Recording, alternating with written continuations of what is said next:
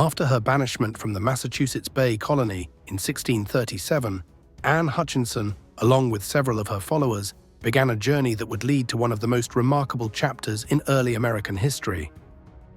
The group of religious dissenters, exiled for their beliefs and unwilling to conform to the rigid doctrines of Puritan leadership, sought a new place where they could live according to their conscience, free from persecution and judgment.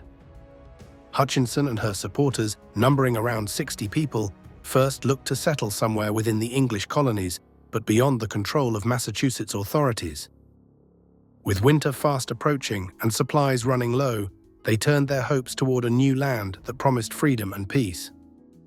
In early 1638, they made their way southward, guided by Roger Williams, the founder of Providence, who himself had been banished from Massachusetts 2 years earlier for similar reasons.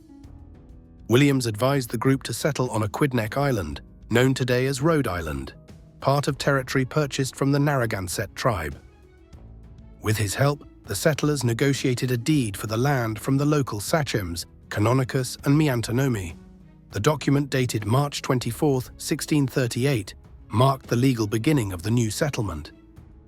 Here, the group established what they called the Portsmouth Compact, a remarkable political document for its time. Signed by Anne's husband, William Hutchinson, and other followers such as William Coddington, John Clark, and William Dyer, the compact declared that the new colony would be governed by the consent of the governed.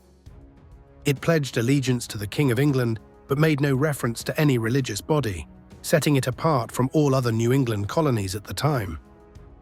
The settlement was named Portsmouth, located on the northern part of Aquidneck Island. It became one of the first communities in America to practice true religious liberty and self-governance, allowing people of different beliefs to live together peacefully. Unlike Massachusetts Bay, where dissent could lead to exile or even execution, Portsmouth offered a refuge to those seeking freedom of thought and worship. Anne Hutchinson's presence in Portsmouth was deeply symbolic. Though she did not hold an official position in the new government, her influence was felt in the community's founding ideals. The people of Portsmouth saw her not as a heretic, but as a woman of conviction and spiritual strength.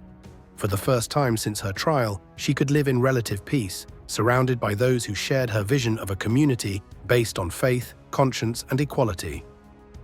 However, peace in Portsmouth did not last forever. Disagreements soon emerged among the settlers, particularly between Coddington and other leaders, leading to divisions that would result in the founding of Newport just a year later in 1639. Still, the creation of Portsmouth marked an essential step in the evolution of Rhode Island, a colony that would eventually stand as a beacon of tolerance and freedom under the later governance of Roger Williams and John Clark.